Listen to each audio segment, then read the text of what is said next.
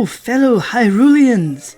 I am the guide, the Hyrule historian, and welcome back to the mini adventures of Link and Marin-chan, where today we have our lovely assistant, Marin, and we have been traveling around, completing a few side quests, and we are going to be heading back to the animal village where the artist is and where Jamie the walrus is.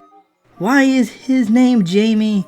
That is a reference for you to find out later. But for now, I am going to drop this accent since it comes from the red crocodile there, the sales brother cousin, the artist, who made the mermaid statue from the bay, which they have not found yet.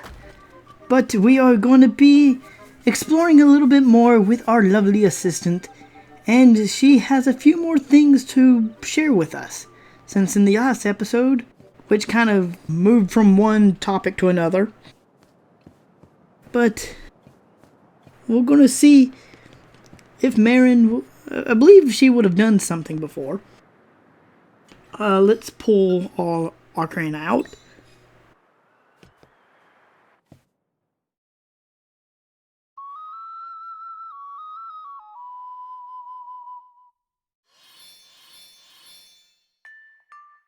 And as you can see, we only have 3 instruments, so it doesn't do much.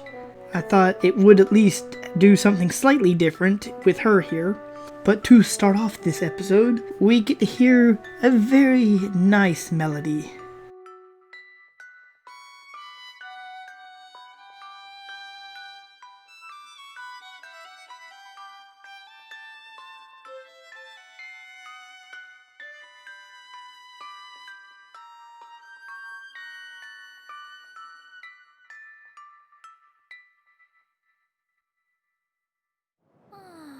Not very great. What? Did I say something? No, you're hearing things. So, there's that. So, we did kind of 2 things in one. She's saying our music isn't the best, because she is the one that showed us how to play that. And so, she knows more about music than we do. But, besides that, we also kind of seen how we will be waking up the windfish later. Or I say we'll be waking up the windfish. It may take us a little bit longer, depending on the different side quests that we're going to try and do. But we're going up to Telltale Heights just because we have ourselves a pineapple that we ended up getting from Banjo in the last episode. And the pineapple is really helpful to complete the long side quest for, honestly I forget what it's for. I think it's to get one of the last melodies for the ocarina, actually. Down there is a cave where we learned one of the songs talking about Banjo. There's a guy named Mumbo, and there's Papa or Pepe. I forget his name, but curse you, bats. Why is this cave filled with water? Come on, Marin.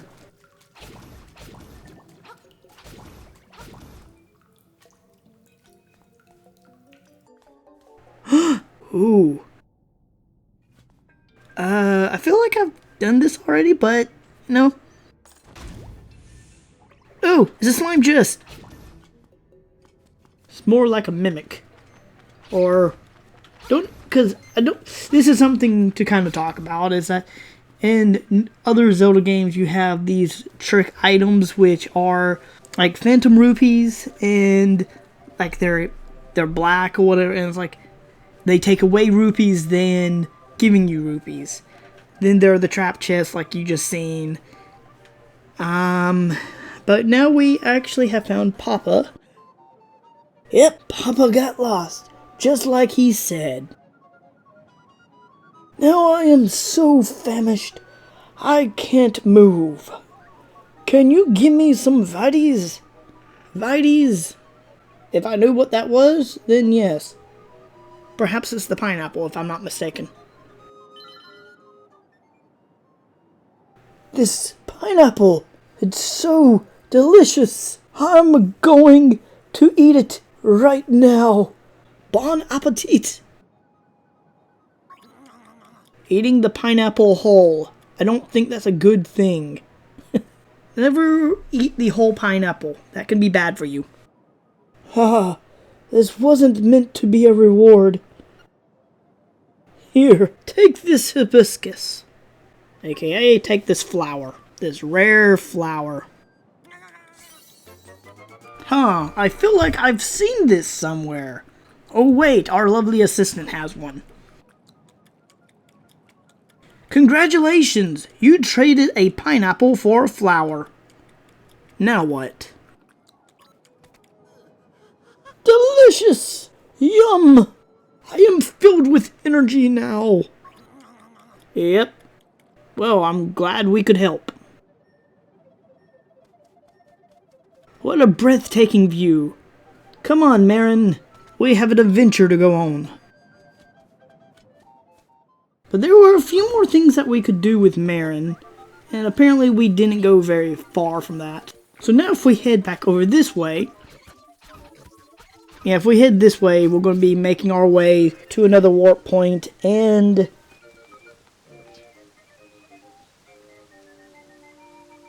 okay, so we need the angler key for that, which I actually believe that's the next dungeon.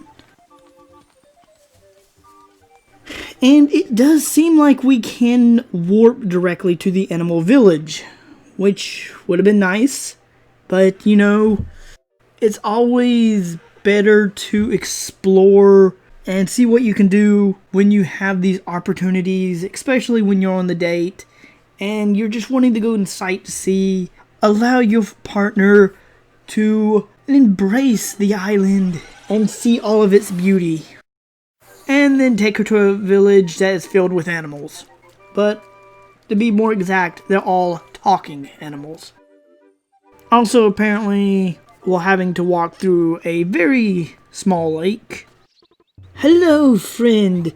Look who I brought with me. Ah, it's her, little Marin.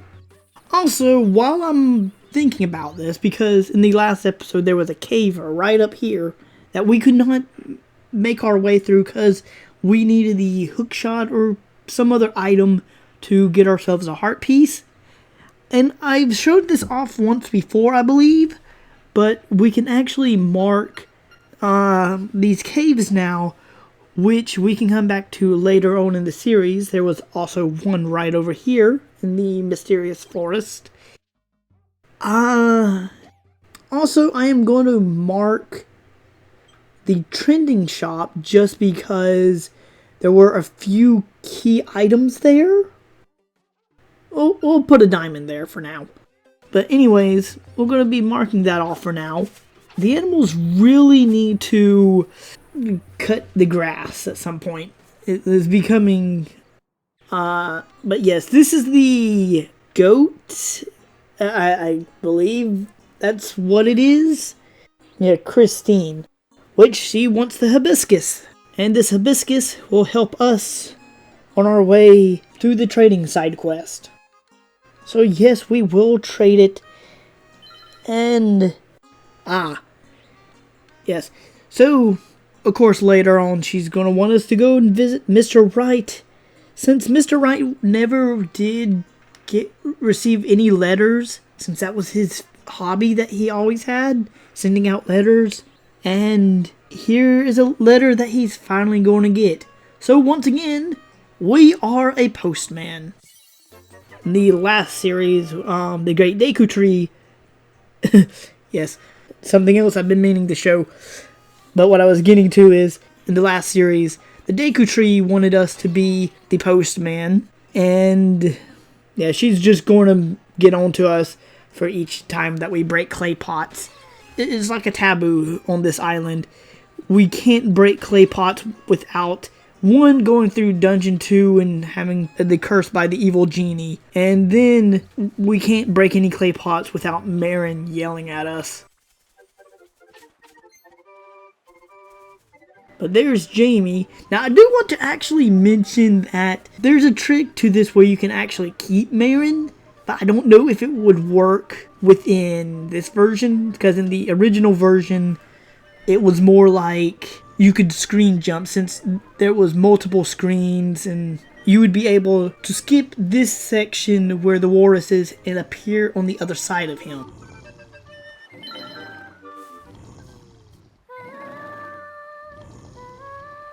But the good news is, we are finally able to make it into the desert after multiple episodes.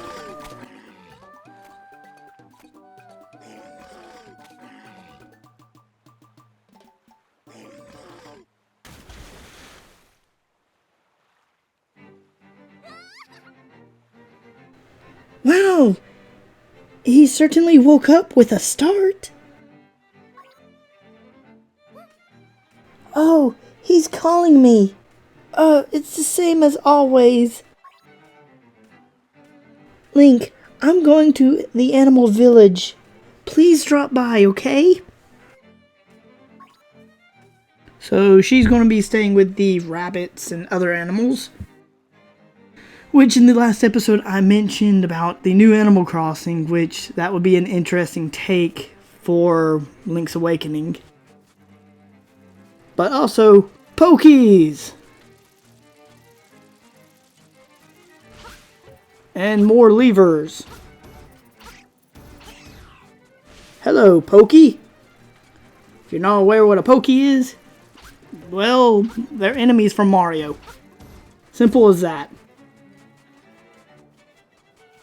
However, this is starting to be quite amusing. And quite more of a headache than I remember. Wow, okay.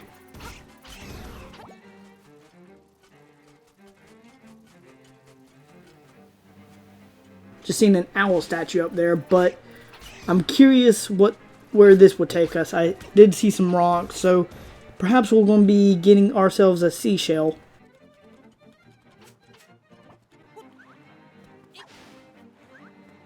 Yep, there we go. And the rock just disappears out of our hands like a puff of smoke. But now we come to the more unique section of the desert. But first, let's see what the owl statue has to say. Sea bears form sleep bear dreams. Both ends in the same way. Crash!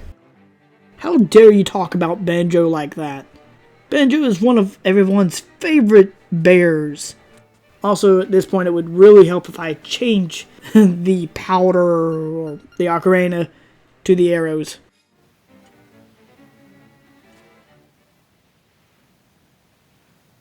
Annoyance. You are only getting in the way.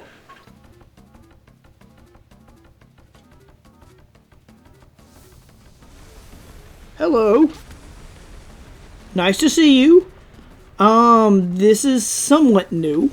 This is technically the boss from Link to the Past, which is from the Desert Palace. So as you can kind of tell, there's a lot of bosses that have been reused, sometimes for good reasons. And our only task is to not fall in the center of the quicksand. And so, yeah, if I go silent, it's just because I'm trying to concentrate and making sure that I don't die here. Also, he has a propeller on the back of him. Why?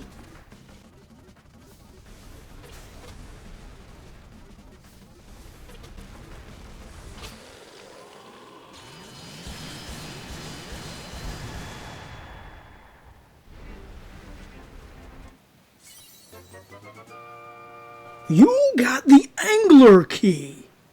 Is this some sort of coincidence that the angler key is in the desert and the place where we started was a waterfall that needed this key? What could this all mean?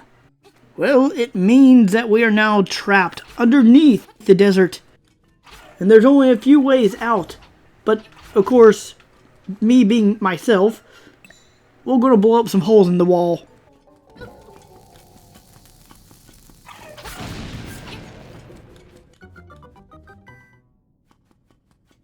Well, that's useful.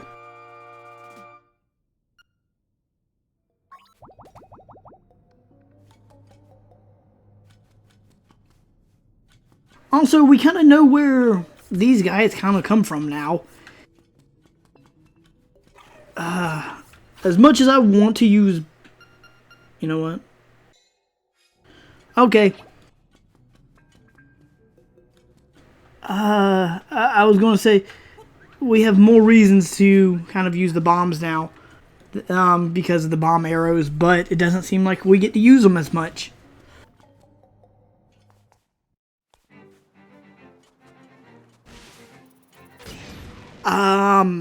Link? Are you okay? I don't think that's the proper way to use the bomb arrows. You know what though? The bomb arrows could really have come in handy against that boss.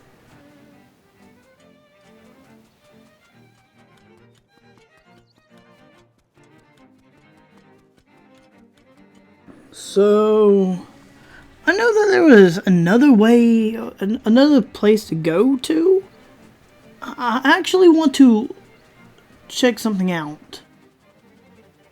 Because you can kind of see that there was a place right up there, up north of us, towards the ruins. Lever. Bad lever. Also, I think this place right here is calling for the shovel. Wow. Yeah, I can kind of see that. That was something I didn't really expect, because, like saying, yeah, something could be hidden here. Yep. Not too far off either. Now I'm just going to be digging this up, so I'm going to fast forward through all of this.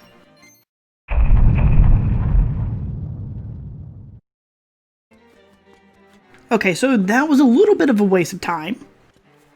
However, we did pick up a few good things. Found 2 secret shells and a key. And now we get to speak to our great and feathery friend, the owl. Ooh, the shape of the key shows a fish swimming up a cascade of water. Go now to the mountain waterfall.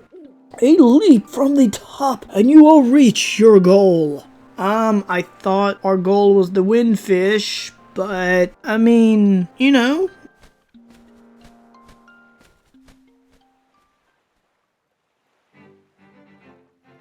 Also, I think this calls for a small snack.